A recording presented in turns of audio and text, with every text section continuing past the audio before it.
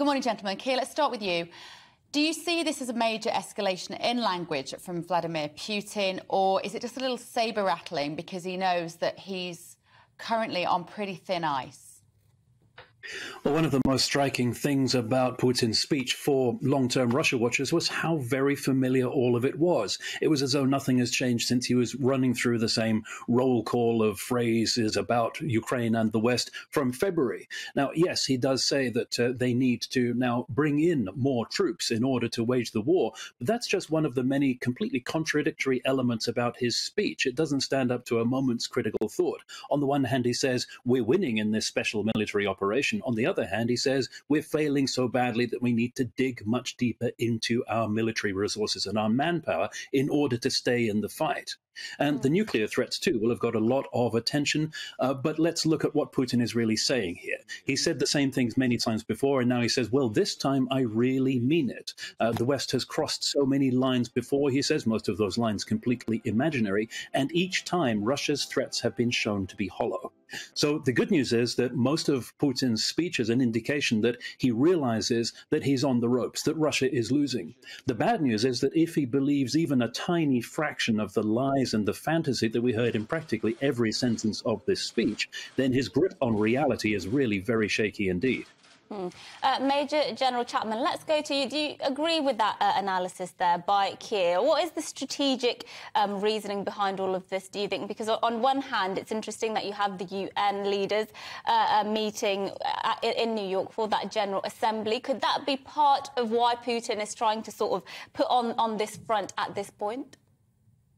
Well, there's a number of audiences. There's the internal audience, which I think is the predominant audience, and there's the external audience. And I don't think things are going that well for him on the external audience. I was struck by President Scholz's speech yesterday at the UN General Assembly when he called Russia's invasion imperialism, plain and simple, with one single objective: to seize Ukraine. And I think that's always been the grand strategic objective, has always been to regain lost territory and spheres of influence, because Putin has always seen the demise of the Soviet Union as the greatest geostrategic catastrophe of the 20th century.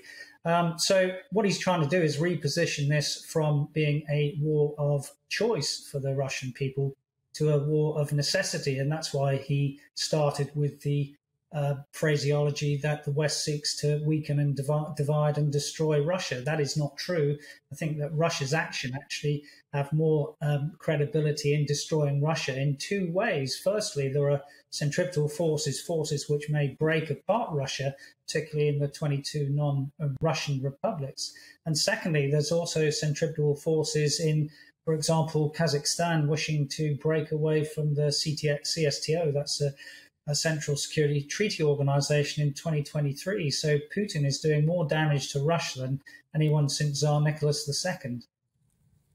But he hasn't actually changed, has he, Chip, in terms, as you say then, from that initial announcement before he invaded on February the 24th, his logic for doing so has remained incredibly constant based on this perhaps sentimentalised idea, as you say, of who Russia should be and what territories they should own.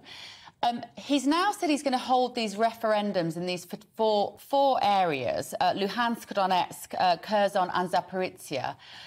Maybe you can just explain to our viewers and our listeners why those particular regions might and will they vote to be occupied, effectively become part of Russia and leave Ukraine? Well, of course they will, because the result is preordained, even though it has no credibility in terms of what would occur as an outcome. So the first thing is it contravenes international law and will have no legal force. Invading forces cannot do that. And that was something said by the OSCE, the Organization for Security and Cooperation in Europe, this morning. And one of the things that Putin did in the invasion, of course, was to break the Helsinki Final Agreement of 1975, which set up the OSCE, which is that borders should not be changed by military action.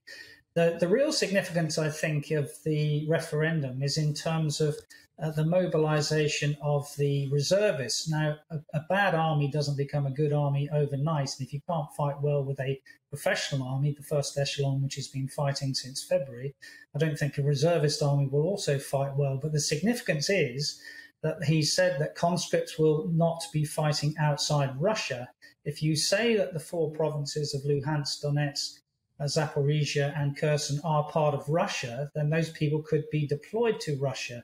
And that's the significance, I think, of that integration. And it gets over that manpower conundrum for Putin in the future. I do think this is kind of another ratcheting up of deterrence by fear.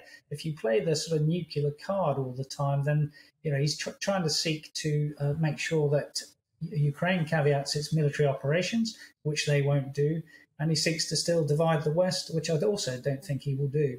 Yeah.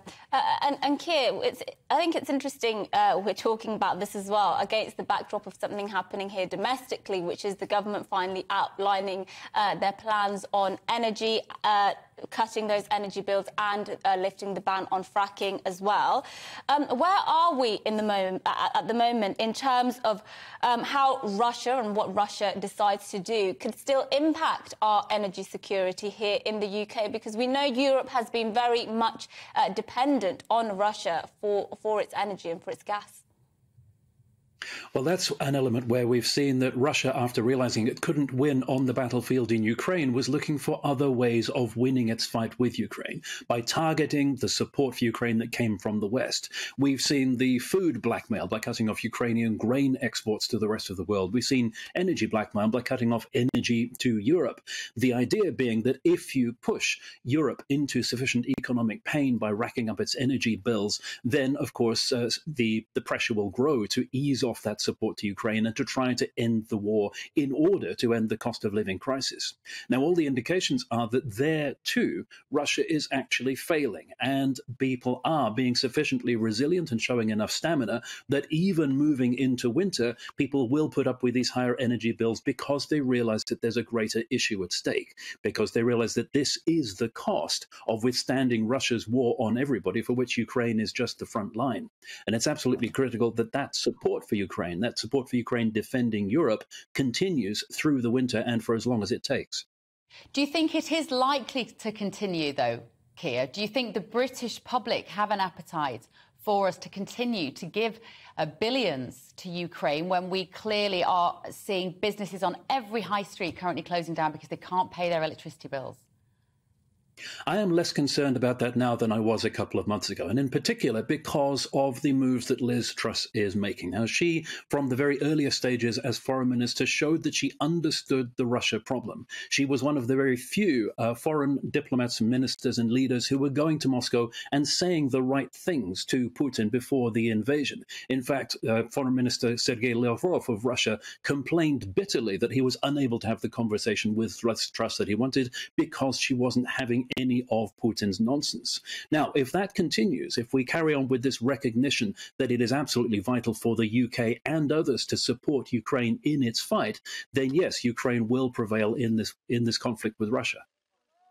Chip, I think Erdogan the Turkish president plays an interesting role in this dynamic. And he had this summit in Uzbekistan with Putin. And he has recently said that he thinks Putin wants this war to end. Now, you're never quite sure again, are we getting the truth or are we getting a curated version of the truth for the West? But I thought that was an interesting statement for him to say, as Putin is one of his friends, allies, that he actually wants it to end. Do you think we can attribute any kind of veracity to that? Yeah, I think that's true. He wants to negotiate, but he wants to negotiate with outcomes which are beneficial to him. It's also worth saying that Erdogan actually told Putin as well that he should give all the territory that he has so far invaded and taken back to the Ukrainians. And that is the key thing. It's the issue of sovereignty since Minsk II, which was on offer after the 2014 initial invasion. This notion of sovereignty has always been the key issue between these two people. The real problem is you can see how conflict termination might come about. That is how you end a war.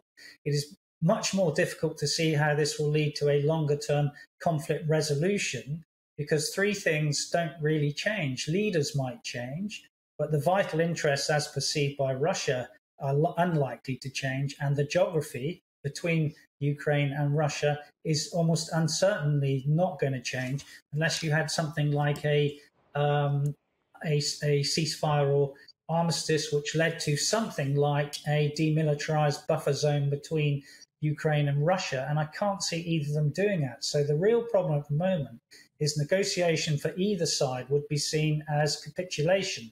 And that's why I think we've seen this escalation from Putin's speech, both in terms of weaponry, the targets we've seen with the missile terrorism in the last few weeks, the rhetoric from Putin that I'm not bluffing, and the mobilization. So there's 4 elements to the escalation that you can read from what Putin has said in the last few hours.